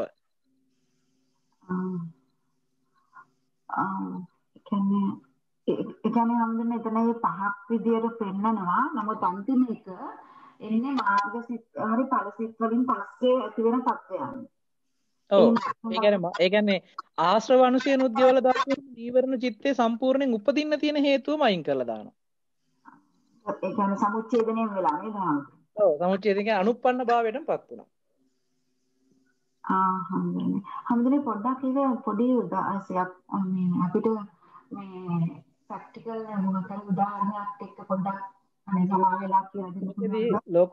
ලෝකෝත්තර සිත් වලින් වෙන සිද්ධිය මම ඒක අර ප්‍රායෝගිකව කිව්වේ සෝහන් මට්ටමටපත් වෙනකොට විචිකිච්ඡාව කියන එක උපදින්නම හේතුව නැති වෙලානේ. ඒ කියන්නේ හේතුවෙන්ම නැති කරලා අනුප්පන්න භාවයටමපත් කරලා තියෙන්නේ. හැබැයි ඒ මට්ටමටපත් නොවන තාක්කල් එයාට විචිකිච්ඡාව කියන එක උපදිනවා. උපන්න විචිකිච්ඡාව නැති වෙන්නත් එයා වෑයම් කරන්න ඕනේ. ඊට පස්සේ නූපන්න විචිකිච්ඡාවක් තියෙනවා නම් ඒක උපදින්න දෙන්නේ නැතුව වෑයම් කරන්නත් ඕනේ. හරිද? අර මට්ටමටපත් වුණාට පස්සේ එයාට නූපන්න විචිකිච්ඡාව නූපදින තැනටම කටයුතු කරලා තියෙනවා. ඒ උපදින්න තියෙන හේතුවෙන්ම ගලවලා. ඒකත් ඒ චිත්තය අඳුන ගන්න ඕනේ. ඒ කියන්නේ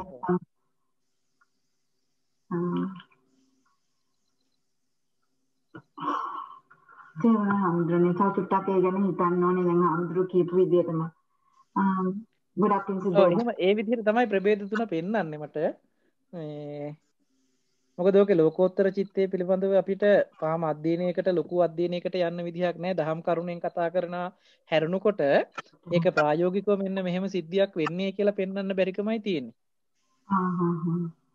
හොඳයි හම්දුනේ ගොඩක් පිළිතුරු. ඒකට විශේෂයෙන්ම මට ඔක ප්‍රැක්ටිකලි මම බලන්න බැලුවා මේ කාමච්ඡන්දය දැන් නූපන් එකක් ඇති වුණාම තේරුම් ගන්න පුළුවන් හම්දුනේ.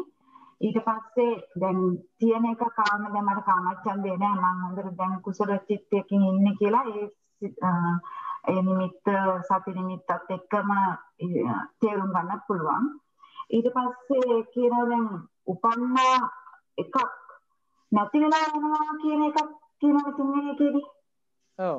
ඒ නැති වෙනවා කියන එකද ඒ කියන්නේ සති නිමිත්තේ තියෙන අඩුපාඩුවක් නේ හම්දුනේ. සති ඒ කියන්නේ උපන් එක නැති වෙනවා කියලා කියන්නේ ඒ කියන්නේ උපන් කාමච්ඡන්දේ නැති වෙනවා කියන සිද්ධියද?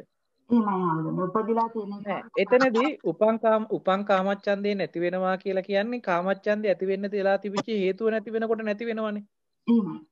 හේතුව නැති වෙනකොට නැති වුණා කියලා කියන්නේ නැවත නූපදින තැනටපත් වුණා කියන එක නෙමෙයි. නෙමෙයි. ඒ හේතුව නැති වෙච්ච හින්දායි නැති වෙන්නේ. එතන දැන් අපි හිතමුකෝ උදාහරණයකට සුබ නිමිත්තක් අරගෙන ඉවර වෙලා සුබ නිමිත්ත අපිට කාමච්ඡන්දේ උපදිනවා කියන්න කොන දැන් කාමච්ඡන්දේ ඉපදුනා. එහෙමයි. දැන් අපි භාවනා කර කර ඉන්නකොට අපිට මේ උපන්න කාමච්ඡන්දය දුර වෙන විදිහට අපි භාවනා කරනවා. ඒ කියන්නේ අපි අසුබ නිමිත්තක් අරගෙන අසුබේ වඩනවා. අසුබේ වඩනකොට උපන්න කාමච්ඡන්දේ නැති වෙලා යනවා. එහෙමයි. ඒක තමයි. හැබැයි නැති වුණා කියන එකෙන් අදහස් කරන්නේ නැහැ නැවත ආයෙ උපදින්නෙම නැහැ කියන තැන. එහෙමයි. ඒ කියන්නේ ආශ්‍රව නැති වෙලා නැති නිසා හම්දුනේ. නෑ ආශ්‍රව නැති වෙලා නැති හින්දා. ඒ නිසා ආශ්‍රව නැති වෙන තැනටම කාමාශ්‍රවයේ ගෙවිල යන විදියටම බලන තැනකට ආවට පස්සේ එදාට වන්න නුවණක් උපදිනවා. නූපන්න කාමච්ඡන්දය උපදින්න තියෙන හේතුවම නැති වෙච්ච හින්දා නැවත ඉපදින්නේ නැහැ කියන තැන. ඒ කියන්නේ හම්දුනේ දැන් ඒ කාමරාග සංයෝජනයේම නැති වෙලාම යන තත්ත්වයක් වගේ. ඔව් ඒ කියන්නේ සංයෝජන කියන්නේ අනාගාමී මට්ටමටපත් වෙනකොට අය කාමරාග අනුසයක් නැහැනේ. ඒ කියන්නේ කාමරාගයේ උපදින්න තියෙන හේතුව පටිඝයේ උපදින්න තියෙන හේතුව නැහැ. එතකොට තියෙන භව රාගයේ තියෙන්නේ. භව රාගය.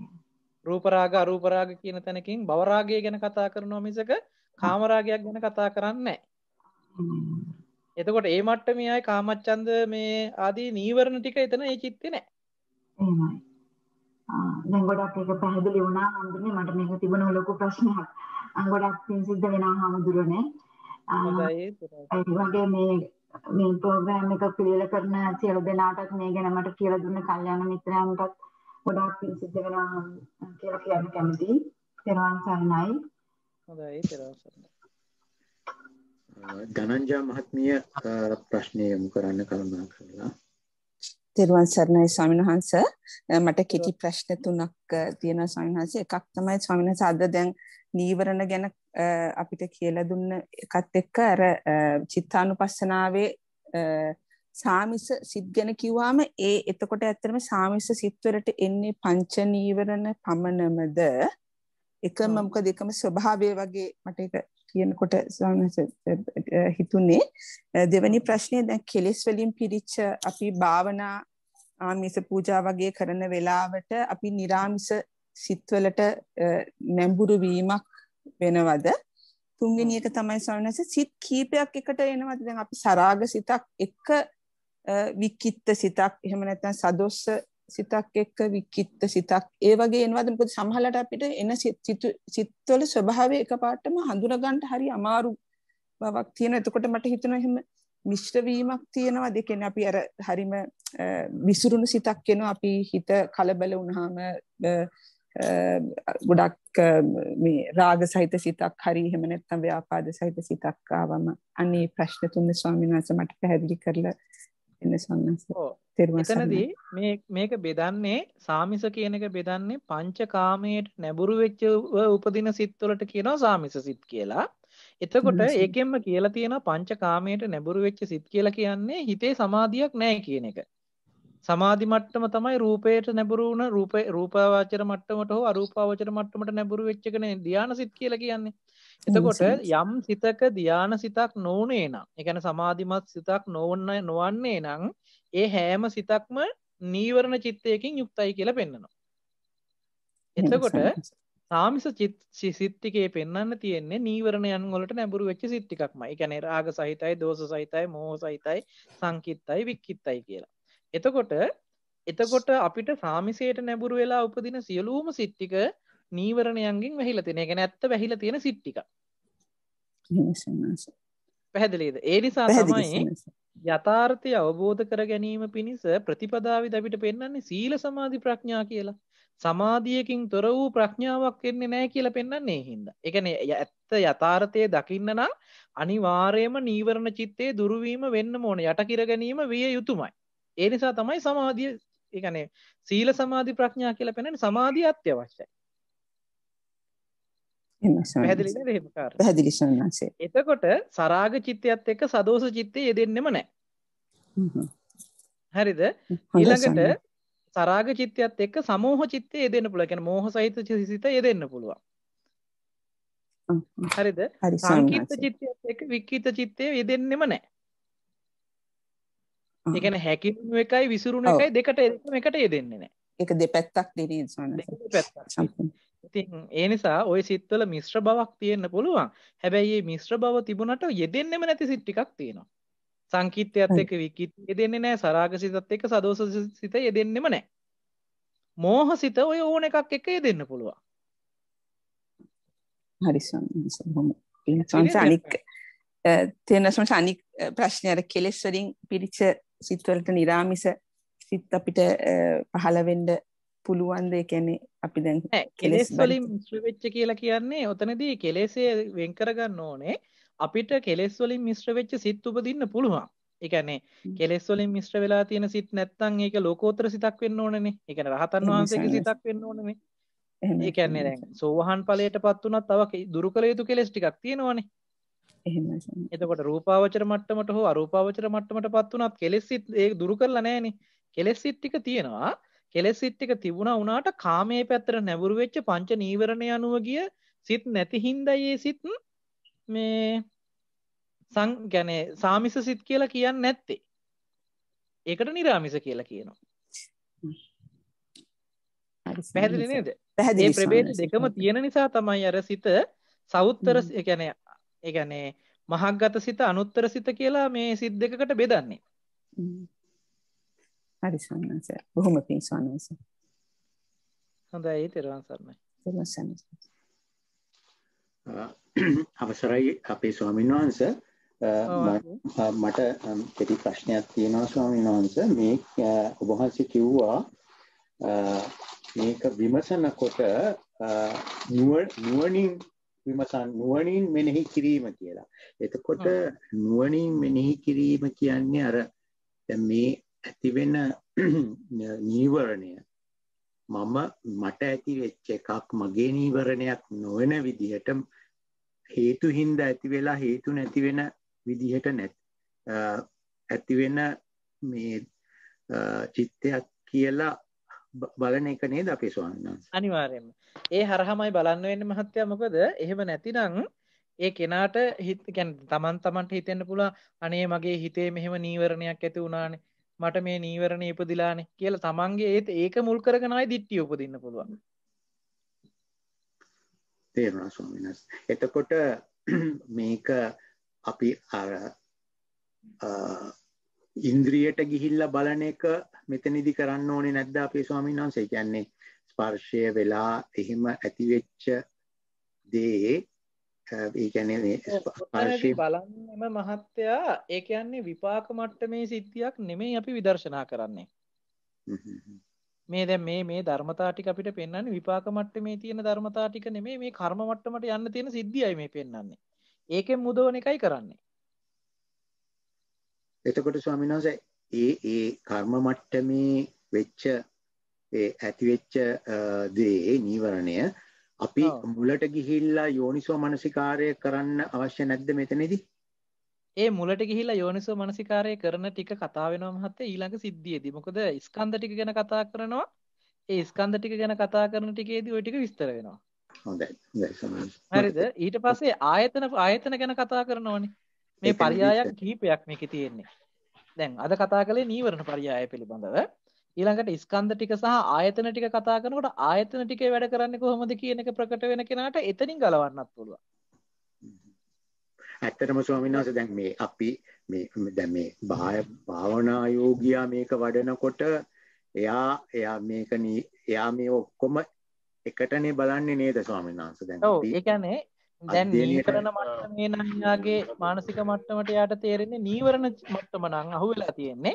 එයාගේ නීවරණ දුරු කරගන්න කොහොමද කටයුතු කරන්න ඕනේ කියන එක තමයි මේ කිව්වේ. එහෙමයි ස්වාමීන් වහන්සේ. හරිද? නීවරණ වලින් අයින් වුණත් එයාට ස්කන්ධ මට්ටමින් හෝ ආයතන මට්ටමින් හෝ තව තියෙනවා එයාට රැඳෙන තැන. රැවටෙන තැන. ඒක ධර්මානුකූලව කොහොමද බලන්නේ කියන එක තමයි ස්කන්ධ පිළිබඳව සහ ආයතන පිළිබඳව කතා කරන්නේ. ඊළඟට නුවණ වැඩෙන සිද්ධියේ තියෙනවා යම් දෝෂයක් තියෙනවා නම් එයාට නීවරණත් නැහැ.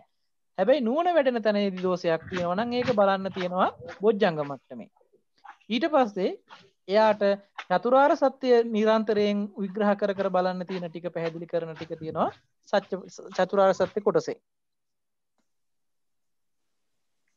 පැහැදිලි නේද? හොඳින් පැහැදිලි අපේ ස්වාමීන් වහන්සේ. මේ අනිත් තව ප්‍රශ්නයක් තියෙනවා ස්වාමීන් වහන්සේ. මේ නෝන කෙනෙක් හලේවලා ගිය දේශනාවට සම්බන්ධව සිතට අනුව බලනවයි කියලා කියන්නේ මොකක්ද කියලා ඒ නෝන අහනවා අපේ ස්වාමීන් වහන්සේ. ඔව් හිතට අනුව බලනවා කියලා කියන්නේ දැන් චිත්තේ චිත්තානුපස්සී විහෙරති කියන එක නෝ අපි අහන්නේ. එහෙමයි ස්වාමීන්. එතනදී හිතට අනුව බලනවා කියලා කියන්නේ හිත හඳුනා ගන්නව ඉස්සලා දැන් ඔන්න සරාග චිත්තයක් කියලා. සරාග චිත්තය කියන එක කොයි වගේ එකක්ද කියන එක බලනවනේ ඊට පස්සේ අපි. සරාගං චිත්තං සරාග චිත්තං පජානාති. ඒක සරාගසිතක් යයි කියලා හඳුනා ගන්නවා. සරාගසිත කියන එක හඳුනගෙන සරාගසිතේ තියෙන ස්වභාවය හඳුනා ගන්නවා අපි. ඒ රාගය ඇති වෙන විදිහට ආවේ කොහොමද කියන එක ඔන්න ඔය ටික තමයි අර ධම්මානුපස්සනාවේදී මම අර කතා කළේ දැන් මේ කෙලෙස් එහෙ නැත්නම් කාමච්ඡන්ද සිත මෙන්න මේ විදිහයි උපදින්නේ මෙන්න මේ විදිහටයි පවතින්නේ කියලා. අන්න ඒ කියන කාරණාව ටිකම අතනිදි බලනවා. ඒ බලන්නේ නීවරණ අර්ථයෙන් නෙමෙයි. يعني මේ ධම්මානුපස්සනාවේ අර්ථයකින් නෙමෙයි. චිත්තානුපස්සනාවේ අර්ථයකින් බලන්නේ. හිත කොහොමද මේ උපදින්නේ? හිත කොහොමද නැති වෙන්නේ කියලා බලනවා. ඊට පස්සේ තමයි තේරුම් ගන්න මේක නීවරණයක් කියලා. මේ නීවරණය කියලා දැනගත්ත ගමන් ඒක ගැන නීවරණය උපදින්නේ කොහොමද නැති වෙන්නේ කොහොමද කියලා බලන එක ධම්මානුපස්සනාවට වැටෙනවා. පැහැදිලි ස්වාමීන් වහන්සේ. ඒ කියන්නේ කොටස් කරලා බලනවා කියන එකනේ දැන් හැම එකේදීම ආවේ එහෙමනේ නේද ස්වාමීන් වහන්සේ? අපිට දැන් කායානුපස්සන මේක වෙන් කරලා කොටස් කරලා බලන එකමයි. හොඳයි තේරුණා ස්වාමීන් වහන්සේ. මම හිතන්නේ නෝනත් අහගෙන ඇති. හොඳයි තව ප්‍රශ්න ගැටලු මොනවා හරි තියෙනවා නම් යොමු කරන්න කරුණාවෙන්.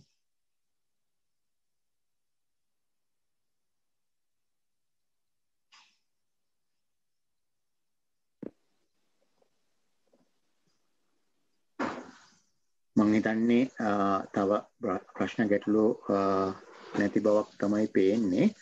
එහෙනම් අපි අද දින ධර්ම සාකච්ඡාව මෙතකින් අවසන් කරන්න පුළුවන්. එහෙමනම් මම යොමු වෙනවා අනුෂ්කා මහත්මියට අද දින පුණ්‍ය අනුමෝදනාව ඉදිරිපත් කරන ලෙස. ගෞරවනීය ස්වාමීන් වහන්සේගෙන් අවසරයි. බුදුරජාණන් වහන්සේ විසින් දේශිත අති උතුම් සද්ධර්මය සවිස්තරාත්මකව දේශනා කරමින් සතර සතිපට්ඨානය වැඩිීමේදී ප්‍රායෝගිකව ඇතිවන ගැටලු निराकරණය කර ගැනීමට අවශ්‍ය කමඨහං සපයමින් ඔබ වහන්සේ මේ කරන අනුපමේය ධර්මදාන පුණ්‍ය කර්මය උත්තරීතර නිර්වාණ අවබෝධය පිණිසම හේතු වේවා. සාදු සාදු සාදු. නිවන් මාර්ගයේ වැඩිවීමට කායික මානසික නිරෝගී භාවයත් ඒ සඳහා අවශ්‍ය චිත්ත විවේකයත් නිති සැලසේවා. මේ රැස් කරගත් කුසලය ඔබ වහන්සේගේ දෙමව්පියන්ටද ගුරු ස්වාමින් වහන්සේලාටද අනුමෝදන් වේවා. මේ දේශනා මාලාව අප්‍රමාණ කැපවීමෙන් සංවිධානය කරන ප්‍රසන්ත මහත්මයාටත් ලකල් මහත්මයාටත් එම පවුල්වල සියලුම දෙනාටත් නිර්වාණ අවබෝධය පිණිසම මේ කුසලය හේතු වේවා. අනුසෝතයෙන් මිදී පටිසෝතගාමී ලෙස උඩුගම් බලා නිවන් මාර්ගයේ පියවර තැබීමට වෙරදරන අප සැමට ඒ මාර්ගයේ එක් අඩියක් හෝ ඉදිරියට තැබීමට අද දින ධම්මානුපස්සනාව සම්බන්ධයෙන් සිදු කළ මෙම ගාම්භීර සද්ධර්ම දේශනාව උපනිශ්‍රය වේවා. සාදු සාදු සාදු. බොහොම පිං අනුෂ්කා නංගි. මම දැන් අපේ අවසරයි අපේ ස්වාමින් වහන්සේට යොමු වෙනවා අද දින ධම්ම මණ්ඩපයේ වැඩ කටයුතු අවසන් කිරීම සඳහා ඔබ වහන්සේට පාද නමස්කාර කර යොමු වෙනවා. තෙරුවන් සරණයි. අද දවසේ අප විසින් සිද්ධ කරගන්නට යෙදුන අති උදාර පුණ්‍ය ශක්තිය කුසල ශක්තිය පළමුවෙන් සියලුම පින් කැමැති දෙවියන්ට අනුමෝදන් කරමු. අනුමෝදන් වේවා.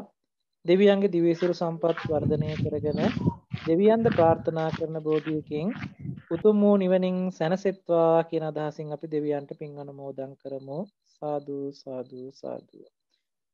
අපවත් වී වදාළ සියලුම සංඝ පීත්‍රුන් වහන්සේලාටත් ඔබ අප හැමදෙනෙක්ම නමින් මිය පරලොව යන්නට යෙදුන පරම්පරාගත සංසාරගත මිය ගියා වූ ඒ සියලුම ඥාතීන්ටත් කොවිඩ් ව්‍යසනයෙන් මේ වෙනකොට රටවාසීව ලෝකවාසීව මේ යන හැම දෙනාටම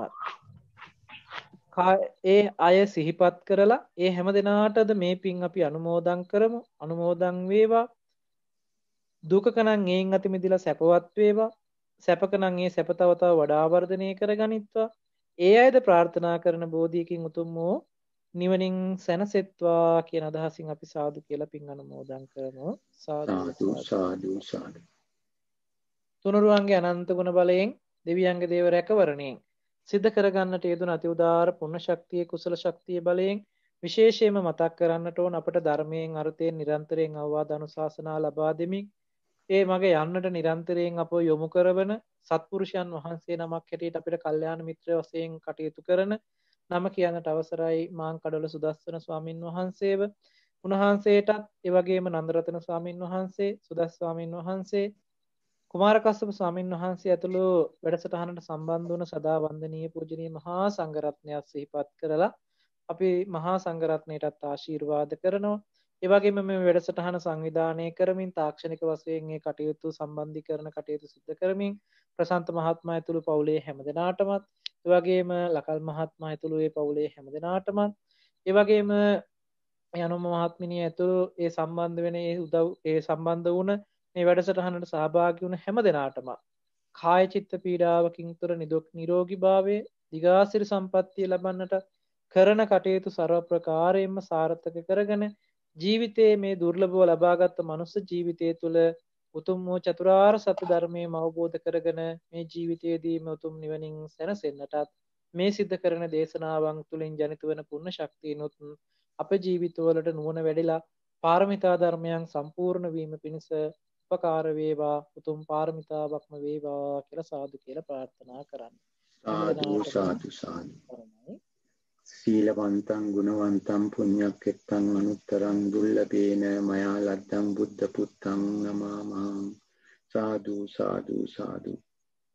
හැමෝටම තෙරුවන් සරණයි. තෙරුවන් සරණයි පින්වත් ස්වාමීන් වහන්සේ. තෙරුවන් සරණයි. තෙරුවන් සරණයි ස්වාමීන් වහන්සේ. තෙරුවන් සරණයි හැමදෙනාටම. තෙරුවන් සරණයි ස්වාමීන් වහන්සේ.